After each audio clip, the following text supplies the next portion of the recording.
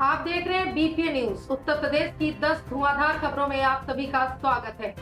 ऊर्जादाता बन सकता है उत्तर प्रदेश का किसान। ग्रीन भारत समिट ने नितिन गडकरी से कहा, इथेनॉल की इकोनॉमी सबसे महत्वपूर्ण। ग्रीन एनर्जी के क्षेत्र में उत्तर प्रदेश की भूमिका सबसे महत्वपूर्ण हो सकती है। सड़क परिवहन व राजमार्ग मंत्री नितिन गडकरी ने बड़ी सहजता से अन्नदाता किसानों को ऊर्जादाता बनने की दिशा दिखाई है। कहा, खेती का विविधीकरण करके किसान केवल अन्नदाता नहीं बल्कि ऊर्जादाता भी बन सकता है, ईंधन दाता बन सकता है, हवाई ईंधन दाता भी बन सकता है। इसमें उत्तर प्रदेश की अग्रणी भूमिका होगी। हिंसाग्रस्त इलाके में पहुंचा न्यायिक आयोग। कहा, 2 माह चलेगी जांच, तह तक पहुंच के ही रहेंगे। संभल जिले में जामा मस्जिद के सर्वे को लेकर हुई हिंसा की जांच के लिए गठित 3 सदस्यीय न्यायिक आयोग की टीम ने रविवार को हिंसा प्रभावित क्षेत्रों का दौरा किया।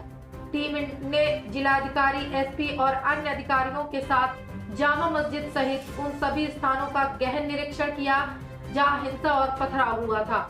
इस घटना में 5 लोगों की मौत हो गई थी और 19 पुलिसकर्मी घायल हुए थे।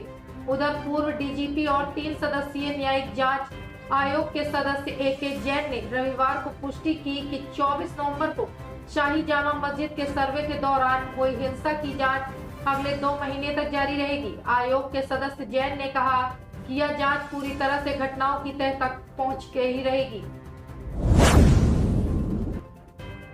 पीएम मोदी के सामने होंगी यूपी के इस जिले की डीएम। पूरे देश में चुने गए 4 अधिकारियों में से एक है IAS दिव्या मित्तल। नीति आयोग के संयोजन में 13 से 15 दिसंबर तक नई दिल्ली में आयोजित 4थे राष्ट्रीय मुख्य सचिव सम्मेलन में जिलाधिकारी दिव्या मित्तल को भाग लेने के लिए चुना गया है, जिसमें प्रधानमंत्री नरेंद्र मोदी भी प्रतिभाग करेंगे। पीएम मोदी के समक्ष जिलाधिकारी विकास और प्रशासनिक नवाचार में जुड़े अपने अनुभव साझा करेंगी। इस राष्ट्रीय मंच के लिए पूरे देश से केवल 4 अधिकारियों को चुना गया है। सम्मेलन में आर्थिक विकास, सतत विकास, डिजिटल परिवर्तन और सामाजिक कल्याण जैसे विषयों पर गहन चर्चा होगी। यूपी को लग सकता है बड़ा झटका। दूसरे राज्यों में शिफ्ट होने की तैयारी में है पान मसाला कंपनियां। बड़ी वजह आई है इसके सामने। पान मसाला कारोबार में जबरदस्त कर अपवंचना की लगातार शिकायतें और विभागीय अधिकारियों द्वारा उन पर कार्रवाई न किए जाने की सोच के चलते राज्य कर विभाग ने सभी पान मसाला फैक्ट्रियों के गेट पर 1 सप्ताह पहले 24 नवंबर को अपने अधिकारियों को 24 घंटे के लिए तैनात कर दिया था। हालत यह है कि ई-वे बिल पहले दिन के मुकाबले बढ़ रहे हैं, फिर भी इनकी संख्या सामान्य दिनों के मुकाबले केवल 25% है। उद्यमी निगरानी को आगे बढ़ाने पर दूसरे राज्यों की ओर रुख करने की भी सोच रहे हैं। इसके साथ ही 3 छोटी फैक्ट्रियों में तो उत्पादन भी बंद हो गया है। कंबोडिया से कौशाम्बी दर्शन करने आए बौद्ध धर्म के अनुयायियों की बस दुर्घटना, दर्जन भर हुए घायल। पोखराज से प्रयागराज कानपुर हाईवे पर ओवरटेक करने के चक्कर में बौद्ध धर्म के अनुयायियों की टूरिस्ट बस रोड रोलर से टकरा गई। हादसे में दर्जन भर से अधिक बौद्ध पर्यटक घायल हो गए। हादसा 3 दिन में करीब 2:30 बजे हुआ। सभी घायल कंबोडिया के हैं और भारत भ्रमण के दौरान कौशाम्बी बौद्ध स्थल का दर्शन करने के लिए जा रहे थे। घायलों को उपचार के लिए अस्पताल में भर्ती कराया गया है। पोखराज थाना क्षेत्र में दिल्ली से कौशाम्बी भ्रमण पर आए बौद्ध श्रद्धालुओं की टूरिस्ट गाड़ी नेशनल हाईवे पर चल रहे रोड रोलर से टकरा गई। हादसे में दर्जन भर टूरिस्ट घायल हो गए। मौके पर पहुंचे लोग और पुलिस ने सभी घायलों को नजदीकी के निजी अस्पताल में इलाज कराया और अपनी गाड़ी से गंतव्य स्थान तक पहुंचने की व्यवस्था की। इस दौरान कोई भी श्रद्धालु गंभीर रूप से घायल नहीं हुआ है। धार्मिक मुद्दों की आड़ में राजनीतिक स्वार्थ साध रही है भाजपा। संभल हिंसा पर मायावती का बड़ा बयान। बहुजन समाजवादी पार्टी की अध्यक्ष मायावती ने कहा कि धार्मिक मुद्दों की आड़ लेकर भाजपा राजनीतिक स्वार्थ साध रही है। उन्होंने हरियाणा, महाराष्ट्र व झारखंड चुनाव में सरकारी मशीनरी के दुरुपयोग का आरोप लगाया। कहा कि कांग्रेस व भाजपा अलग अलग तरीकों से बसपा को समाप्त करने की कोशिश कर रही है, इसलिए हमें मिलकर संघर्ष करना होगा। उन्होंने 6 दिसंबर को डॉक्टर भीमराव अंबेडकर के परिनिर्वाण दिवस पर प्रदेश के विभिन्न मंडलों और देश के अन्य राज्यों में कार्यक्रमों का आयोजन कर वंचित समाज को एकजुट होने का संदेश देने के लिए निर्देश भी दिए हैं। लखनऊ, कानपुर व अयोध्या मंडलों के बसपा के कार्यकर्ता गोमती नगर स्थित सामाजिक परिवर्तन स्थल पर एकत्र होकर डॉक्टर अंबेडकर को श्रद्धांजलि अर्पित करेंगे। दुल्हन के पैर छूने स्टेज पर पहुंचा था मामा, अचानक हो गया कुछ ऐसा कि अस्पताल पहुंच गई युवती। उत्तर प्रदेश के मथुरा जिले के टेंटी गांव में बुधवार रात एक शादी में वरमाला के दौरान दुल्हन के गोली लगने का वीडियो इंटरनेट मीडिया में प्रसारित हो गया। रिश्ते में लगने वाले मामा ने रुपए लुटाए और दुल्हन के पैर छुए। इसके बाद कमर में लगे तमंचे को बाहर निकालते ही ट्रिगर दब गया। इससे गोली सामने खड़ी दुल्हन के कोहनी और कंधे के बीच बाह में लगी है। शनिवार को दुल्हन गुड़िया को आईसीयू से सामान्य वार्ड में शिफ्ट कर दिया गया। टेंटी गांव निवासी पीताम्बर शर्मा की बेटी दिव्या और गुड़िया की शादी रोडवेज कॉलोनी मथुरा निवासी बनवारी शर्मा उर्फ वंश के साथ हुई थी। बुधवार को टेंटी गांव स्थित लवानिया फार्म हाउस में बारात आई थी। दिव्यांगता के बावजूद डूबते बच्चों को बचाया। यूपी के 19 दिव्यांगों को सीएम योगी देंगे पुरस्कार। कानपुर वे दिव्यांग हैं पर जैसे लोगों समाज के गरीब महिलाओं को संबल दे रहे हैं। दिव्यांगता के बावजूद किसी ने गड्ढे में डूब रहे बच्चों को बचा लिया तो कोई समाज के लिए काम में तल्लीन है। किसी ने सरकारी कार्यालय में कार्य करते हुए दिव्यांगों की मदद में कोई कसर नहीं छोड़ी। इनके बड़े कार्यों पर सरकार की निगाह पड़ी। अब इन्हें राज्य स्तरीय दिव्यांग पुरस्कार से सम्मानित किया जाएगा।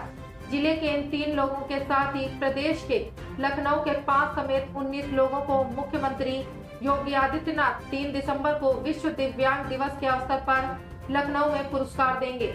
इनके कार्यों से आपको रूबरू कराते हैं। पहले शख्स है राजकीय इंटर कॉलेज बिदनू में गणित के शिक्षक 58 वर्षीय गोपाल किशन त्रिपाठी, जिनका दाहिना पैर बचपन से ही पोलियो में छीन लिया। फिर सड़क हादसे में बाएं पांव में स्टील की रॉड पड़ी है। अक्सर बैसाखी के सहारे चलते हैं पर दूसरों को दिव्यांगता का दर्द न मिले इसके लिए प्रयासरत हैं। बिजली के बकायेदारों के लिए 15 दिसंबर से शुरू होगी ओटीएस योजना। सरचार्ज में दी जाएगी छूट। बिजली के बकायेदारों के लिए 15 दिसंबर से एक मुफ्त समाधान योजना शुरू होगी। अगले वर्ष 31 जनवरी तक तीनों चरणों में कुल 47 दिनों तक योजना चलाई जाएगी। योजना का लाभ उठाने के लिए पंजीकरण कराना अनिवार्य होगा। बिजली बकायेदारों को पंजीकरण के समय इस वर्ष 30 सितंबर तक के मूल बकाये की 30% धनराशि जमा करनी होगी। फिर उन्हें 30 सितंबर तक विद्युत सरचार्ज में छूट दी जाएगी। ऊर्जा मंत्री ए.के. शर्मा ने कहा है कि बकायेदार उपभोक्ता योजना का ज्यादा से ज्यादा लाभ उठाएंगे। योजना के प्रथम चरण में 31 दिसंबर तक सरचार्ज से सर्वाधिक छूट मिलेगी। 1 किलोवाट तक के कनेक्शन वाले उपभोक्ताओं को बकाये का एक मुफ्त भुगतान पर सरचार्ज में 100% छूट मिलेगी। 1 किलोवाट तक के कनेक्शन वाले जिन उपभोक्ताओं का सितंबर तक 5,000 रुपए बकाया है, उन्हें पूरा धन जमा करने पर पहले चरण में 100%, दूसरे में 80% और तीसरे चरण में 70% तक सरचार्ज में छूट मिलेगी। ऋषभ पंत ने हादसे के बाद मदद करने वाले युवकों को दिया तोहफा। गिफ्ट देखकर खिल उठे चेहरे। 2 साल पहले दिल्ली देहरादून हाईवे पर हादसे में घायल हुए भारतीय क्रिकेट टीम के विकेट कीपर एवं बल्लेबाज ऋषभ पंत ने उस समय मदद करने वाले 2 युवकों को उपहार में स्कूटर दिए हैं। इनके संबंध में एक वीडियो इंटरनेट मीडिया पर भी प्रसारित हुआ है। दोनों युवकों ने स्कूटर मिलने पर ऋषभ पंत का आभार जताया।